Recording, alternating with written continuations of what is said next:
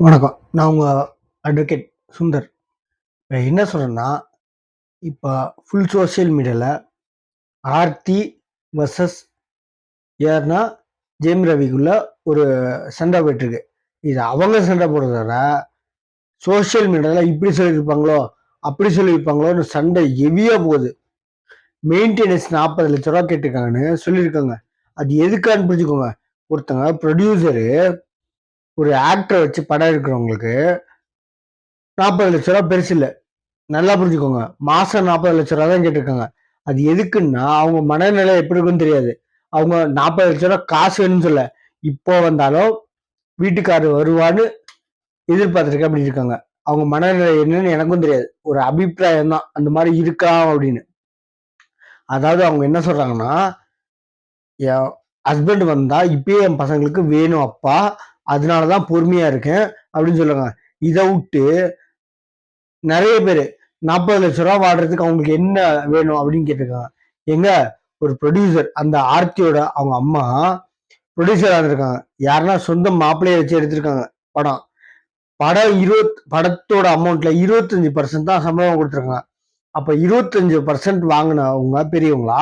இல்ல படம் எடுத்தவங்க பெரியவங்களா? நல்லா புரிஞ்சுக்கோங்க. அப்ப பணம் கேட்கறது அவங்க முடிவு இல்ல. அப்படி கேட்டாலாச்சும் அட்லீஸ்ட் அவங்க பிள்ளைங்களுக்கு அப்பா வருவாங்கன்ட்டு ஒரு ஒரு மனசு தைரியத்துல தான் போட்டிருக்காங்க. 40,00,000 அந்த ஆர்த்திக்கு அவங்களுக்கும் அவங்க அம்மாவுக்கும் ஒரு பெரிய விஷயம் இல்ல. ஜெயம் ரவி கொடுக்கறது ஒன்றும் பெரிய விஷயம் இல்ல. ஏன்னா பல கோடி ரூபாய் வேணாம்னு சொன்னவங்களும் மீடியால இருக்காங்க. நான் பேர் சொல்ல விரும்புறேன். டைவர்ஸ் கொடுத்து நானும் சம்பாதிக்கிறேன். உன் காசு எனக்கு வேணாம். தயவுசெய்து நீங்க வச்சுக்கோங்க அப்படின்னு சொல்லி டைவர்ஸ் வாங்கினவங்களும் இருக்காங்க. நான் என்ன சொல்றேன், அந்த 40,00,000 பெருசு இல்லைங்க. யாரு ஜெயம் ரவிக்கு கொடுக்கறதுக்கு. அது 40,00,000 வாடுறதுக்கு ரொம்ப சொகுசாவே வாழலாம். நான் இல்லைன்னு சொல்ல. அவங்க போட்டிருக்க மனநிலையில மெயின்டெனன்ஸ் 40,00,000 ஏன் கொடுக்கணும் அப்படின்றதுக்காக நான் உங்க கூட வாழ போறது இல்ல. எதுக்கு 40,00,000 கொடுக்கணும் அப்படின்னு கேட்கற இடத்துல அட்லீஸ்ட் அந்த ஒரு கான்செப்ட் காச்சும் என் கூட வந்து சேர்ந்து வாழ்வாருன்ற காரணத்தினாலதான் போட்டிருக்காங்க. நல்லா புரிஞ்சுக்கோங்க. நிறைய கேஸ் பார்த்துட்டேன். இந்த மாதிரி பசங்க நிறைய பேர் போட்டிருக்காங்க. நான் வந்து பசங்க மெயின்டெனன்ஸ் கொடுக்க முடியாது நிறைய இடத்துல போட்டு நான் பொண்ணுங்களுக்கு சாதகமா பேசல, பசங்களுக்கு சாதகமா பேசல. நிறைய கேஸ்ல நான் பாக்குற கேஸ்ல மெஜாரிட்டி கேஸ்ல வந்து அது நிறைய கேஸ்ல பொண்ணுங்க மெயின்டெனன்ஸ் கொடுக்குற மாதிரி நிறைய கேஸ்ல நான் தீர்ப்பு வாங்கி கொடுத்துருக்கேன். அதாவது மெயின்டெனன்ஸ் மாச கணக்கில் மாசம் இவ்வளவு வேணும். இப்பெல்லாம் லட்சம் இல்லைங்க. யாரு கேட்டால கோடி தான். லட்சம் மதிப்பே தான் போச்சு. லட்சம் நான் டீ குடிக்க போவான்னு கேக்குறேன். ஒரு ₹1,00,000 டீ குடிக்கவான்னு கேக்குறாங்க. அந்த நிலைக்கு வந்துருச்சு. என்ன சொல்றேன்னா, பொண்ணுங்க செட்டில்மெண்ட் பண்ணி டைவர்ஸ் வாங்கிட்டு போற நிலைமைக்கு நான் கொண்டு வந்திருக்கேன். நல்லா புரிஞ்சுக்கோங்க. பசங்க மேல தப்பே இல்லைன்னு சொல்ல. பசங்க மேல தப்பு இருக்கு. இந்த பசங்க மேல தப்பு இருக்கிற இடத்துல பொண்ணுங்க அட்ஜஸ்ட் பண்ணி போறாங்க. எவ்வளவு அட்ஜஸ்ட் பண்ணி போறாங்க. பழைய காலத்துல வந்து பொண்ணுங்க அட்ஜஸ்ட் பண்ணாங்க, பசங்க மேல இருந்தாங்க. இப்போ பசங்க எவ்வளவுதான் அட்ஜஸ்ட் பண்ணாலும் தெருநாயை கூட மதிக்கிற அளவு கூட புருஷனை மதிக்கிறது இல்ல. அந்த மாதிரி காலம் மாறிடுச்சு. கேட்டா நான் உன் மேல வரதட்சணை குடும்பம் போடுவேன். உன் மேல மட்டும் இல்ல, உன் குடும்பத்து மேலே போடுவேன்னு மிரட்டுறாங்க.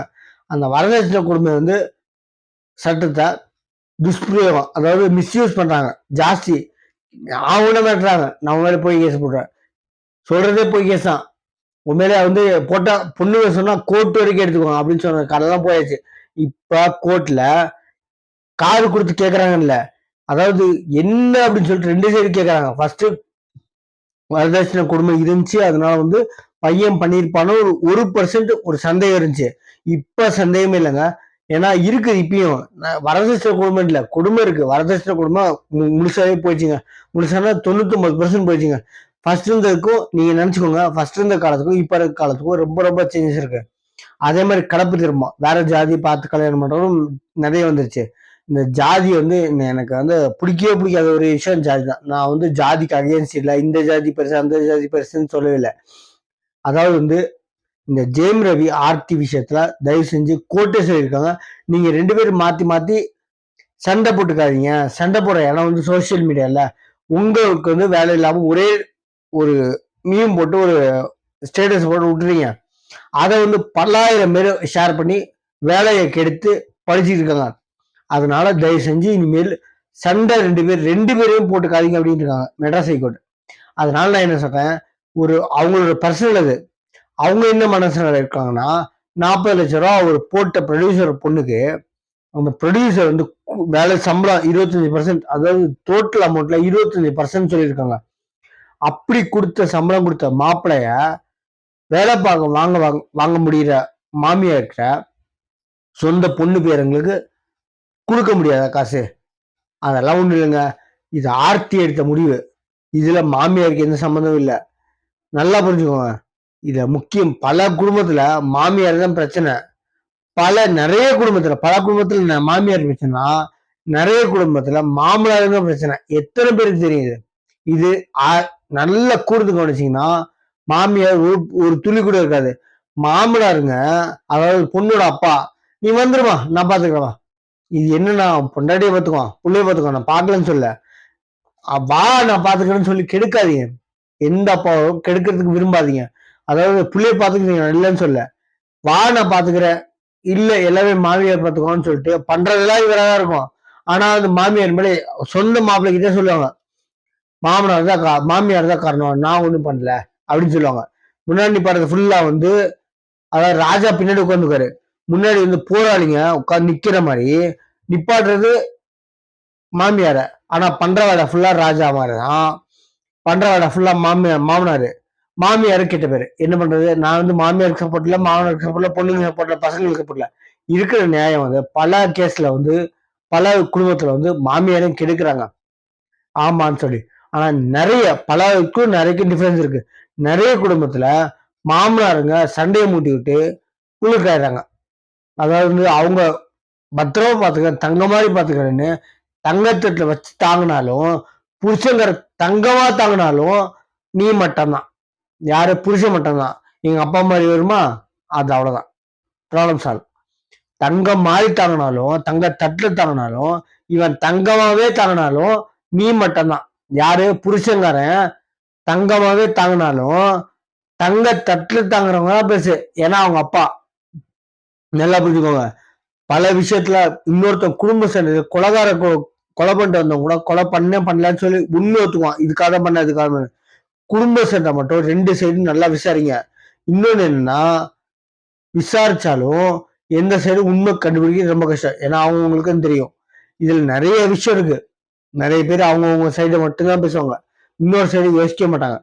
அதனால இந்த ஆர்த்தி விஷயம், ஜெயம் ரவி விஷயத்துல ஹைகோர்ட் என்ன சொல்லியிருக்காங்கன்னா, அவங்க ரெண்டு பேரும் திருப்பி இது போர் யுத்தம் இல்லை, நீங்க மாத்தி மாத்தி ஸ்டேட்டஸ் போட்டு சண்டை வளர்த்துக்காதீங்க. சண்டை வளர்க்குற இடம் வந்து சோசியல் மீடியா இல்ல. தயவு செஞ்சு நீங்க ரெண்டு பேரும் சண்டை போடாதீங்க. தயவு செஞ்சு இல்ல, ஆர்டர் கொடுத்துருக்காங்க, நீங்க சண்டை போடுறதுக்கு இடம் இல்ல, ரெண்டு பேரும் சண்டை போடக்கூடாது, ஸ்டேட்டஸ் அப்டேட் பண்ணக்கூடாது, சோசியல் மீடியால எந்த கருத்தும் தெரிவிக்கிறது மாத்தி மாத்தி அப்படின்னு சொல்லியிருக்காங்க. அதாவது மாத்தி மாத்தி ஸ்டேட்டஸா நீங்க தெரிவிச்சுக்காதீங்க, இவங்க மேல குற்றமோ அவங்க மேல குற்றமோ மாத்தி மாத்தி தெரிவிச்சுக்காதுன்னு சொல்லியிருக்காங்க. ஆனால் அந்த ஆர்த்தி எதுக்காக 40 லட்சம் ரூபாய் மெயின்டெனன்ஸ் கேட்டிருக்காங்கன்னு, அதாவது சொகுசான வாழ்க்கை வாழலாம், நான் இல்லைன்னு சொல்ல. ஆனால் உங்க மாமியாரு, ஆர்த்தியோட அம்மா, ஜெயலலிதா வச்சு படம் எடுத்தாங்க. அதாவது டோட்டல் அமௌண்ட்ல இப்போ எக்ஸாம்பிள் 1 கோடிக்கு 25 லட்சம் ரூபாய் சம்பளம் கொடுத்து ஜெயலலிதா வச்சிருக்காங்க, எக்ஸாம்பிள் தான். அப்ப 25 லட்சம் ரூபாய் கொடுத்தவனுக்கு 75 லட்சம் ரூபாய் மேல போட்டு படம் எடுத்தவனுக்கு 25 லட்சம் ரூபாய் பெருசா தெரியாது. அதே மாதிரி படம் எடுத்தவங்களுக்கு 40 லட்சம் ரூபாய் பெருசா தெரியுதுங்க. அவங்க மைண்ட் இன்டென்ஷன்னா, இவ்வளவு பெரிய காசு போட்டா அப்பயாச்சும் என் பிள்ளைங்களுக்கு அப்பா வருவாங்க, அப்பயாச்சும் மனசு தெரிஞ்சு ஏன் காசை கொடுக்கணும், நம்ம போய் சேர்ந்து வரலாம் அப்படின்ட்டு ஒரு மனநிலைப்பதான் போறாங்க. இது அவங்களோட கற்பனையா இருக்கலாம், நான் சொல்றேன் நிறைய கேஸ பார்த்திருக்கேன், இந்த மாதிரி நிறைய பண்ணிருக்காங்க. ஜாஸ்தி காசு கேட்டா அட்லீஸ்ட் போய் சேர்ந்து வாழலாம்னு ஒரு மனநிலைமை வரும்னு தான் போட்டிருக்காங்க. அவங்களுக்கு எய்ம் காசு இல்ல. திரும்பி சொல்றேன், எத்தனையோ இதுல அப்டேட் கொடுத்துருக்காங்க. எனக்கு வாயை மூடிட்டு இருக்கிறது என் பிள்ளைகளுக்கு அப்பா வேணும் தான். மாமியாரும் சொல்லியிருக்காங்க, என் பொண்ணோட சேர்ந்து திரும்பி வந்து வாழ்வாங்க நம்பிக்கை இருக்கு, ஜெயம் ரவி என் பொண்ணு ஆர்த்தியோட வந்து சேர்ந்து வாழ்வாங்க நம்பிக்கை இருக்கு அப்படின்றாங்க. இந்த பிரச்சனை ஸ்டார்ட் ஆனதுக்கு அப்புறம். அதனால சொல்றேன், 40 லட்ச ரூபா மெயின்டெனன்ஸ் பெருசே இல்லைங்க.